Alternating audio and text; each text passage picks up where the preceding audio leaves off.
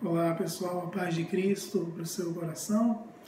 Estamos nessa semana de oração aqui na nossa igreja e como é bom poder contar com a sua companhia, poder contar com a sua interação, poder contar com o seu incentivo.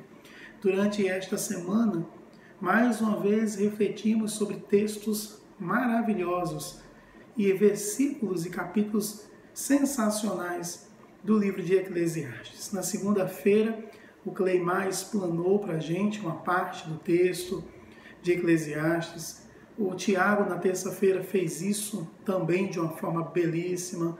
Na quarta-feira, nós refletimos um pouco também sobre o texto de Eclesiastes. Rogerinho, ontem, também explanou o capítulo de número 10 de Eclesiastes, também de uma forma muito bela, muito plena. E hoje eu queria dar sequência para a gente encerrar a nossa semana de oração, pensando sobre esses princípios fundamentais que Eclesiastes trata para a gente. Eu queria compartilhar o capítulo 11, apenas os versículos iniciais. Eu queria que você abrisse aí sua Bíblia, se você puder, para acompanhar a leitura que diz assim, Eclesiastes, capítulo de número 11, a partir do versículo 1, diz assim o texto da Bíblia. Lança o teu pão sobre as águas, porque depois de muitos dias o acharás. Reparte com 7 e ainda com 8, porque não sabes que mal sobrevirá à terra. Estando as nuvens cheias, derramam aguaceiros sobre a terra. Caindo a árvore para o sul ou para o norte, no lugar em que cair, ali ficará. Quem somente observa o vento, nunca semeará. E o que olha para as nuvens, nunca cegará. Assim como tu não sabes qual o caminho do vento, nem como se formam os ossos no ventre da mulher grávida, assim também não sabes as obras de Deus, que faz todas as coisas. Que Deus nos abençoe. Eu queria ler só esses versículos, porque somente eles também, aqui, já nos dá uma ideia e uma gama de coisas que nós podemos aprender. Né? Que Deus nos abençoe com a compreensão desse texto. A minha oração é que o Espírito Santo continue falando com você, fale com você nesse momento. Irmãos, quando a gente lê Eclesiastes, é muito importante porque Eclesiastes fala da vida. A vida no seu sentido mais amplo, mais complexo. O que o autor de Eclesiastes quer mostrar para a gente em todo o seu livro perpassa por uma ideia muito importante de dizer assim, se lance na vida, viva a vida, não tenha medo de viver a vida. A vida é um dom de Deus e por ela ser um dom de Deus, nós precisamos aproveitá-la com a essência, com cuidado, na plena certeza do cuidado de Deus sobre a nossa vida. Então, a vida é feita para a gente se lançar nela, debaixo do temor do Senhor. Mas eu queria usar esse texto para a gente pensar um pouco sobre algumas decisões corajosas que precisamos tomar. A vida pede de nós que tomemos decisões. Não podemos, na verdade, ficar olhando as coisas acontecendo. Não podemos ficar vendo algumas coisas surgindo sem tomar uma postura e uma decisão. A vida requer da gente uma decisão. E até quando nós não tomamos nenhuma decisão, já é uma decisão que nós tomamos. Mas o fato é que quando não tomamos uma decisão, corremos um sério risco de errar muito na vida. Então, a vida pede que a gente tome decisões. E existem algumas decisões que requerem coragem. Existem decisões que são simples de ser tomadas. Mas outras decisões exigem de nós coragem. E muitas vezes não tomamos decisões na nossa vida porque sentimos medo. O medo nos paralisa. Temos medo das consequências das nossas decisões. Sejam decisões favoráveis para nós ou não. Sejam decisões favoráveis para os outros ou não. O fato é que temos medo. E o medo nos paralisa. O medo, na verdade, nos faz enxergar a vida com muita dificuldade. O medo faz com que a gente fique paralisado no mesmo lugar, sem se mover para lugar algum.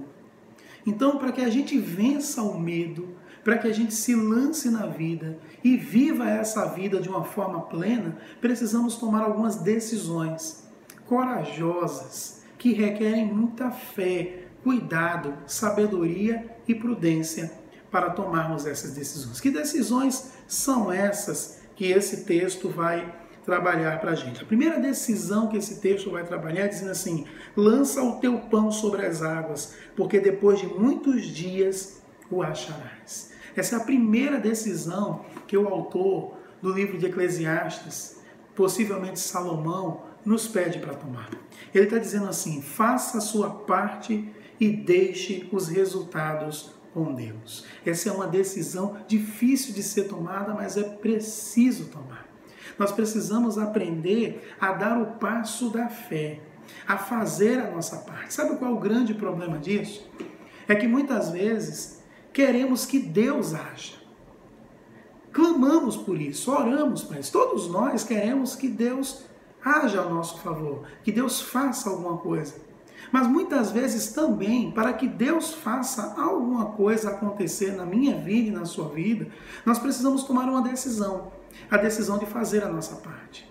E talvez Deus ainda não tenha feito muitas coisas na nossa vida exatamente pelo fato de não fazermos a nossa parte. Queremos que Deus faça a parte dele, mas para que Deus faça a parte dele, nós precisamos fazer a nossa parte.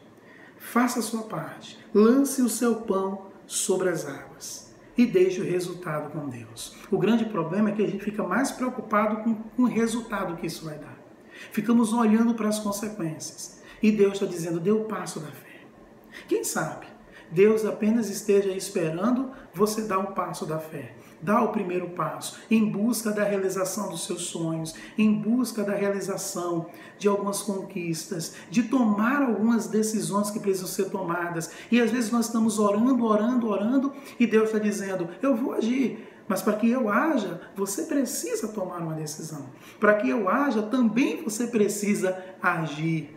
Porque é muito cômodo para nós esperar Deus fazer. Mas existem algumas coisas que Deus espera que façamos. Por isso que ele é chamado do Deus do impossível. Porque o possível você pode fazer, eu posso fazer, todos nós podemos fazer. Mas aquilo que nós não podemos fazer, Deus vai fazer e pode ter a plena certeza disso. Ele diz assim: sabe qual é a decisão de coragem que precisamos tomar? Lança o teu pão sobre as águas. Lançando o seu pão sobre as águas, porque depois de muitos dias, pode ser poucos dias, pode ser amanhã, pode ser daqui a pouco, alguma coisa vai acontecer. Deus vai mover alguma coisa ao seu favor, ao meu favor, ao favor de todos nós. Mas o texto diz: olha, lança teu pão, faz sua parte e deixa o resultado nas mãos de Deus. E pode ter a plena certeza que aquilo que você não puder fazer, Deus vai fazer ao seu favor, no nome de Jesus. Mas o texto continua também. O texto continua nos dando uma lição de vida, que é uma decisão que eu tenho que tomar, que você tem que tomar no nosso dia a dia. Ele vai dizer assim: reparte com 7 e ainda com 8, porque não sabes que mal sobrevirá à terra. Irmãos, esse texto é belíssimo, que ele diz que uma outra decisão que nós precisamos tomar é acreditar que a generosidade nos prepara para enfrentarmos as desventuras da vida. Que a generosidade nos prepara para enfrentarmos as desventuras da vida. Ele diz assim: reparte com 7 e ainda com 8, porque não sabes que mal sobrevirá à terra. Olha que belíssimo esse texto, quando ele diz assim: seja generoso com todos, porque a vida dá voltas. A vida tem esse ciclo de que em alguns momentos da nossa vida nós podemos abençoar muita gente, nós podemos ser generosos. Mas não como uma moeda de troca, Não no sentido de dizer assim, eu vou abençoar porque no dia que eu precisar alguém vai me abençoar. Eu vou ajudar porque no dia que eu precisar alguém vai me ajudar. Não é nesse sentido, mas no sentido de generosidade. No sentido de dizer assim, eu não sei o dia de amanhã. Eu sei que amanhã sim eu posso precisar. Não que eu faça as coisas para querer receber uma recompensa, mas que eu possa entender que a generosidade é uma via de mão dupla. Quando eu sou generoso, quando eu ajudo, quando eu sou bênção na vida das pessoas, quando eu não meço esforços para poder estender a mão àquele que necessita, eu posso, na verdade, compreender que Deus usa esse meio para trazer a bênção ao nosso favor, para nos abençoar. Então precisamos aprender a ser generosos, porque não sabemos o dia de amanhã. Existem muitas pessoas, e aí está a complicação, que quando Deus começa a abençoar a sua vida, quando Deus começa a fazer alguma coisa ao seu favor, elas dão as costas para os outros.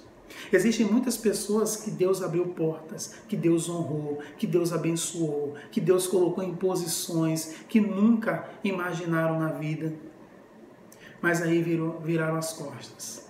Não consegue ser bênção na vida de outras pessoas. O mundo gira. Precisamos aprender a estender a mão, porque quando esse mundo virar, essa vida virar, e nós sermos aquelas pessoas que vão precisar, que vai precisar de uma ajuda, as pessoas vão estender a mão, porque a generosidade é uma via de mão dupla e é uma decisão corajosa que precisamos tomar frente à vida. Escolher ser generoso, abençoar as pessoas, sem olhar para quem estamos fazendo. No que depender de nós, que possamos estender a mão, cuidar, ser generoso para com as pessoas. Porque um dia a vida dá sua volta e nós é que muitas vezes vamos passar por esse processo de precisar de que alguém estenda a mão ao nosso favor. Irmãos, isso é muito forte, é muito difícil, mas precisamos tomar cautela, cuidado, para não sermos pessoas arrogantes, pessoas que acham que não depende dos outros, que nunca vai precisar de ninguém. Aí a vida faz essa reviravolta e faz com que a gente venha a precisar. Então, seja generoso, abençoe as pessoas que estão à sua volta, porque um dia a gente pode precisar. E quando precisarmos, as pessoas vão estender a mão para a gente também. Nunca se esqueça disso. A generosidade é uma via de mão dupla.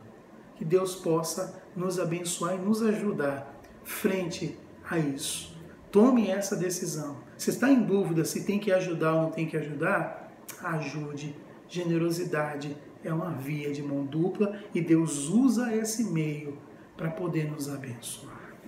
Irmãos, uma outra coisa que esse texto fala conosco, que eu queria compartilhar também, no versículo de número 3, que ele diz assim: estando as nuvens cheias, derramam aguaceiro sobre a terra.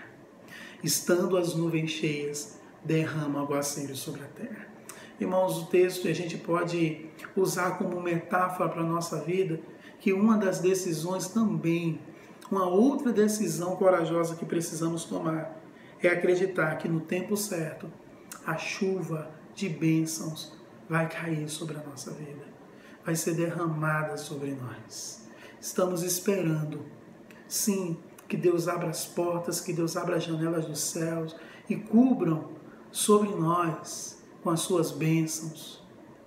Mas precisamos acreditar nisso. Se tem uma coisa que Deus quer fazer, é que Ele quer nos abençoar. O desejo de Deus é nos abençoar. Deus quer nos abençoar. Mas para isso precisamos crer que Ele tem preparado o melhor para nós. Estando as nuvens cheias, as nuvens estão prontas para serem derramadas sobre a nossa vida. Se a gente tivesse uma visão meio que, não espiritual, mas uma visão que pudesse enxergar o que acontece no mundo espiritual, nós iríamos estar percebendo que as chuvas de bênçãos de Deus estão prestes a ser derramadas sobre nós. mas precisamos crer. Para isso, Deus olha para o coração de cada um de nós para ver se encontra fé, para derramar as bênçãos sobre nós. No tempo certo, meu amado e meu irmão, a chuva vai cair. No tempo certo, a bênção vai chegar. No tempo certo, as bênçãos vão ser derramadas. Ele fala e usa a metáfora da chuva, porque às vezes a chuva cai e a gente não tem controle sobre ela. Por mais que a gente coloque um guarda-chuva, sempre vai molhar em algum lugar. É assim que Deus quer fazer na nossa vida. Ele vai derramar tanta bênção sobre nós, mas tanta bênção que não vamos ter lugar para guardar, de tão transbordante que será a bênção de Deus sobre nós. Creia, meu amado, meu irmão, não desanime, não fique para trás, não deixe as coisas acontecendo. Tome a decisão de crer que Deus quer derramar bênçãos sem medidas sobre a minha vida, sobre a sua vida, sobre a vida de cada um de nós. Esse é o desejo dele para todos nós. Mas eu queria concluir, por causa do nosso tempo também, lendo com você o versículo 4, que diz assim: quem somente observa o vento, nunca semeará. E o que olha para as nuvens, nunca cegará. Meu amado e meu irmão, eu quero fechar essa reflexão dizendo para você, para que a gente possa, de alguma forma, de alguma maneira, não ser apenas um espectador da vida. A decisão que nós precisamos tomar é de não ser apenas um espectador da vida. Quem somente observa o vento nunca semeará. E o que olha para as nuvens nunca cegará. Tem muitas pessoas que só vivem observando a vida, não se lançam na vida, tem medo de se lançar na vida. Tem muitas pessoas que podem fazer coisas extraordinárias, que podem ser usadas de formas inúmeras, de formas fantásticas, mas são apenas espectadoras da vida. Irmãos, Deus está nos chamando para nos lançarmos nessa vida. Não sermos apenas espectadores, não apenas ficar observando a vida, não apenas ficar olhando a vida, mas nos lançar nela. Vença o medo de se lançar na vida. E veja que Deus quer fazer muitas coisas ao seu favor, ao meu favor, ao favor de cada um de nós. São essas decisões que precisamos tomar. São essas decisões que precisamos vencer o medo para tomar. E temos a plena certeza que Deus vai nos abençoar. Meu amado e meu irmão, mais uma vez agradecemos. Que Deus te abençoe. Que te dê um final de semana abençoado. Que te dê uma semana de bênção. E muito obrigado por ter participado conosco da semana de oração. Deus abençoe sua vida. Deixa eu orar pela sua vida. Pai, muito obrigado por essa pessoa que está assistindo. Só o Senhor sabe o que ela passa. Mas ajuda para que ela tome as decisões de acordo com a tua vontade. Ajuda para que ela possa tomar as decisões que possam acarretar a tua bênção sobre a vida dela. Abençoa essa família. Abençoa a nossa igreja. Nos dá forças para continuar a nossa jornada. Fica conosco. Nos ajuda a tomar as decisões que precisam ser tomadas de acordo com a tua vontade. Em nome de Jesus. Amém. Deus te abençoe, no nome de Jesus.